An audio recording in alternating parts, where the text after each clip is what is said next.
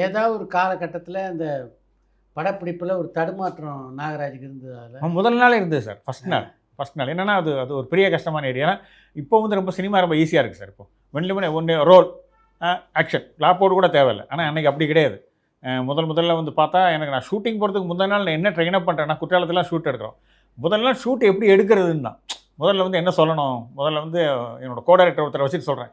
முதல்ல வந்து கிளாப்பின், அப்புறம் வந்து நம்ம சவுண்டுன்னு சொல்லணுமா சவுண்டு, அப்புறம் ரோலிங் சொல்லுவாங்க, அப்புறம் 16:1 டேக் 1, அப்புறம் கேமரா. இப்போ இதுக்கப்புறம் இவ்வளோ சொல்லி தான் ஆக்ஷன் சொல்லணுமா அப்படின்னு மாதிரி தான் எனக்கு தோணுச்சு. ஏன்னா இவ்வளோ வேலை இருக்குது அதுக்கு முன்னாடின்றதே ரொம்ப கஷ்டமான விஷயம் தான்.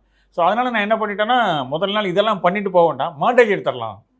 இதெல்லாம் போனால் டைலாக் எழுத மாட்டிக்குவோம், நம்ம நேரே பண்ண வரும், நம்பர் மட்டும் காமிச்ச அப்புறம் மாண்டேஜ் எடுத்துடலாம்னு தோணுச்சு. படத்துக்கு மாண்டேஜ் தேவைப்பட்டுச்சு ஆக்சுவலாக. ஸோ அதனால் போகிறோன்னா மாண்டேஜ் தான் எடுத்தோம். மாண்டேஜ் எடுக்கிறதுக்கு முன்னாடி வந்து பார்த்திங்கன்னா, முதல்ல வந்து படம் ஆரம்பிக்கும் போது யாருக்காவது ஒரு ஷாட் எடுக்கணும்னு சொல்லுவாங்க இல்லையா. ஸோ அதுக்கு வந்து நாங்கள் முதல்ல வச்சது குற்றாலத்தில் திருநீர்மலைன்னு ஒரு கோயில் ஒன்று இருக்குது, குற்றாலம் பக்கத்தில் மேலே. அங்கே ஒரு பிள்ளையார் கோயிலில் தான் முதல்ல ஒரு ஷாட் எடுத்தோம். முதல் ஷாட் எடுத்தப்போ பிள்ளையாருக்கு தான் ஷாட் வச்சுருந்தோம்.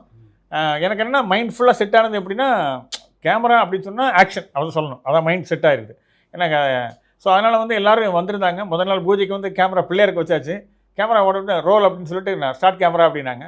கேமரா ஓடினா கட் பண்ணியிருப்பாங்க. நான் கேமரா ஓடினா ஆக்ஷன் சொல்லணுன்றதுக்காக கேமரா ஓடிட்டே இருக்கும்போது ஆக்ஷன் அப்படின்னு மொத்த பேர் சிரிச்சிட்டாங்க. என்னென்னா பிள்ளையாருக்கு எதுக்கு ஆக்ஷன் சொல்கிறாங்க அப்படின்னு அவர் உட்காந்துருந்தார். அப்படியே கட் பண்ணி எல்லாருமே சிரிச்சிட்டாங்க. பட் முரளி சார் கூப்பிட்டு போய் சொன்னார், இதெல்லாம் ஒன்றும் இல்லை, முதல்ல நல்ல விஷயம், உங்களை அறியாமலே முதல்ல பிள்ளையாருக்கு ஆக்ஷன் சொன்னதே நல்ல விஷயம் தான். அதனால் உங்களை அறியாமலே வந்தால் கூட உங்களோட ஓப்பனிங் ரொம்ப நல்லா இருக்குது, ஒன்றும் ஃபீல் பண்ணிக்காதீங்க அப்படின்னாரு.